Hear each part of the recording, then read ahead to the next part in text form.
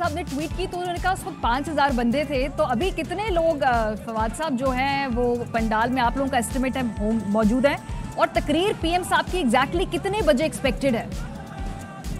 अभी तो खैर मैं गया नहीं हूँ, क्योंकि मैं तो सुबह से अपना वो जेलम की जो रैली है वहाँ उसको कर रहा था, और रात को तकरीबन जब 12:15 बजे ज़्यादा तो लाइट बंद करनी पड़ी, क्योंकि इतने ज़्यादा लोग वहाँ पे पंडाल में आ गए थे कि वो जो लोग वहाँ पे कर रहे थे, तैयारियां कर रहे थे, वो तैयारी नहीं कर पा रहे थे। तो लेकिन हमने जो इतने बड़े जलसे में कुर्सियां वगैरह तो लगा ही नहीं सकते आप, सिर्फ हमने औरतों के लिए, खवातीन के लिए, और जो कुछ हमारे आने हैं जो MP साहबान है या जो बुजुर्ग हैं उनके लिए सिर्फ कोई अराउंड 25 से 30 हजार के करीब कुर्सियां जो है वो लगाई हैं। बाकी तो हमने कुर्सियां लगाई नहीं है, इतना बड़ा क्राउड होना है उसके लिए आप कुर्सियां तो लगा ही नहीं सकते।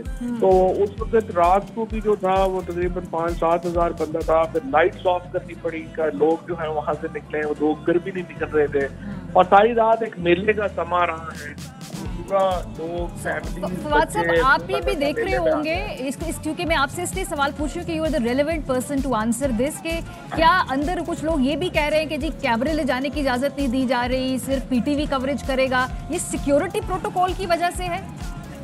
नहीं, कैमरा तो प्राइम मिनिस्टर के किसी भी जलसे में नहीं होते हैं। उसकी वजह यह है कि जो आलमी सतह के ऊपर जो कई असैसिनेशन अटैम्प्ट्स हैं उनमें कैमरा हमेशा इन्वॉल्व रहा है, लिहाजा कैमरा जो है वो कभी भी प्राइम मिनिस्टर के किसी भी जलसे में अलाउ जो है वो प्राइवेट नहीं होता, और वो उसकी सैटेलाइट फीड जो है वो भी अवेलेबल है, ड्रोन फीड भी अवेलेबल है।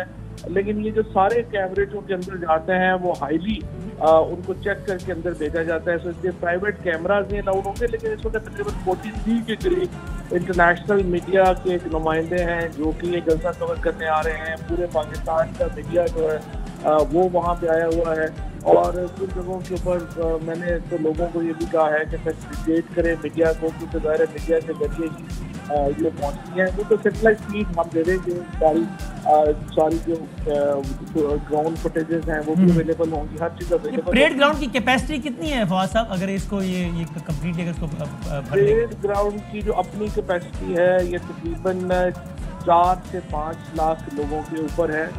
इसके जो पूरा जो ग्राउंड है वो अवेलेबल है, और उसके साथ फिर रात को पहले ये जलसागाह जो है ये तकरीबन 3 किलोमीटर के ऊपर थी।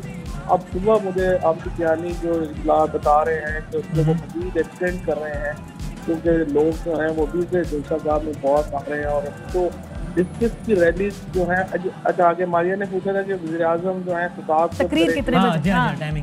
वो तकरीबन ख्याल तो यही है, PM तो चाहते हैं कि दिन की रोशनी में हो, और साबर ने भी कहा सिक्योरिटी भी जो है उनकी भी एडवाइस है कि आप 5-5:30 कर लें। लेकिन फ्रेंकली मुझे लगता यही है कि ये डिले हो जाएगा, क्योंकि बहुत अभी जो सड़कें हैं वो पेशावर से अंदर आप अपने ARY और बाकी जगह की जो कवरेज दे रहे हैं आप देख सकते हैं, टोटली जैम पैक हैं, इस वक्त GT रोड भी और मोटरवेज भी। तो यूं ही लोग जो है, हमारा PM की ख्वाहिश तो यही है कि वो रोशनी में करें। ये जलसे में आवाम की तादाद फवाद साहब एक सरप्राइज होगी यानी आपके मुखालिफिन के लिए, या जलसे में प्राइम मिनिस्टर साहब कोई सरप्राइज अनाउंस करने लगे? नहीं, जलसे में सरप्राइज तो जाहिर है अवाम की जो तादाद है वही एक मेन तरफ आपका ट्रम्प कार्ड होता है, पोलिटिकल ट्रम्प कार्ड हुआ है, अवाम ही होते हैं, और वही जो है वो आगे होंगे चलेंगे। बाकी देखिए पाकिस्तान में आई विश की अपोजिशन ने बेवकूफ़ी ना की होती और हम एक नॉर्मल इलेक्शन प्रोसेस की तरफ बढ़ते। अगस्त में आपका ये जून जुलाई में बजट आ जाना था, उसके बाद आपने एक नॉर्मल कैंपेन की तरफ बढ़ना था।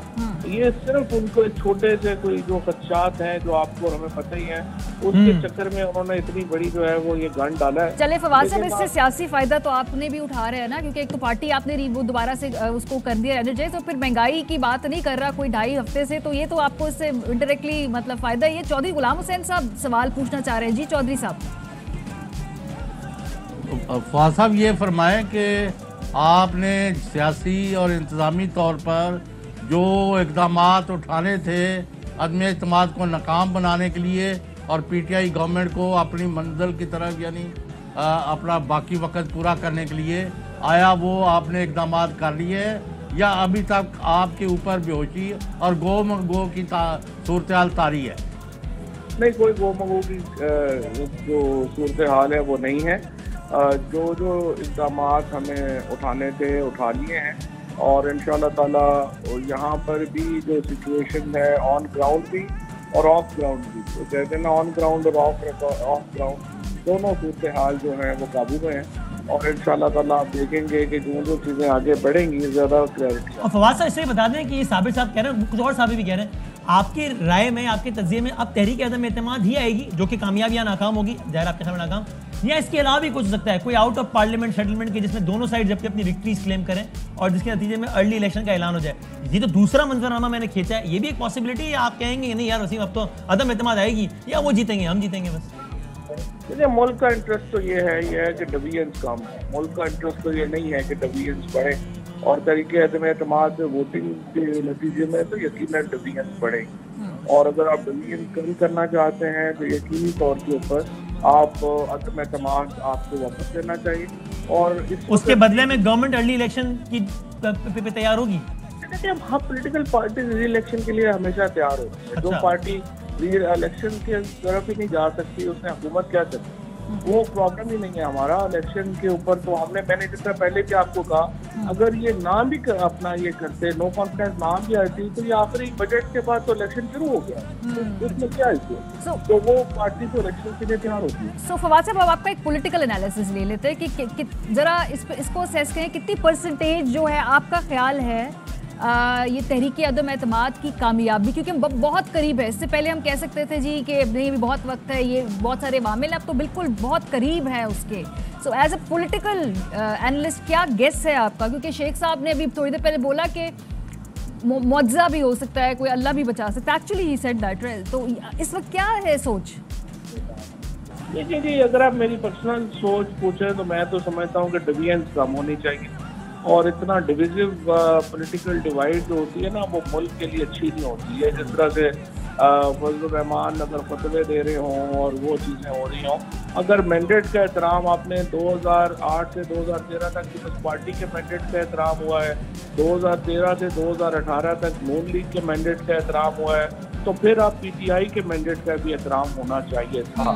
लेकिन अगर आप इसको डिवीजन लेके आएंगे तो फिर डिवीजन तो बढ़ेगी, डिवीजन तो आप देख ही रहे हैं, आप सब लोग कल से सारे टेलीविजन इसके ऊपर जितना आप देख रहे हैं, स्पेशल ट्रांसमिशन हो रही हैं, लोगों की आरा आ रही हैं, तो मुल्क तो आप इस तरह से पोलिटिकली डिवाइड करेंगे तो अच्छा नहीं होगा। अभी तो सिर्फ इमरान खान को एक एडवांटेज है कि वो पूरे मुल्क के लीडर हैं, और एथनिक पॉलिटिक्स PTI नहीं करती है, ना ही हम पूरी सुबाई करते हैं। तो इमरान खान को ये एडवांटेज है कि पूरा मुल्क एक तरफ उठ के खड़ा है, बाकी सारी पार्टीज तो डिवाइडेड है, एथनिक पॉलिटिक्स करती है और सारी लोकल पॉलिटिक्स करती है, they are not really a national party. Fawad sahab, आज की तकरीर किस तरह से मुख्तलिफ होगी प्राइम मिनिस्टर साहब की, क्योंकि जो रिवायती तकारीर वो करते रहे हैं, आज क्या मुख्तलिफ होगा ऐसा, या ऑलमोस्ट वही बातें होंगी जो आज से पहले तकारीर में कर रहे हैं? देखिए, जो लाइन है वो तो ड्रॉ हो चुकी है, लाइन तो ड्रॉ हो चुकी है कि आपका जो इस वक्त बुनियादी जो फर्क है वो यही है कि क्या हॉर्स ट्रेडिंग, ज़मीर फरोशी और जो ये मंडियाँ लगी हैं, क्या आप उसका साथ देते हैं या आप साथ नहीं देते हैं, और जमहूरियत को अगर आप मानते हैं तो उसके क्या ताने बाने हैं, उसकी क्या हदूद और कयूद है। मेन डिबेट तो पाकिस्तान में इस वक्त ये है, और यही डिबेट आगे। थैंक यू सर, बहुत शुक्रिया फवाद साहब। सारे हमारे साथ मौजूद हैं, और भी दोस्त ज्वाइन कर रहे हैं। एक ब्रेक लेते हैं।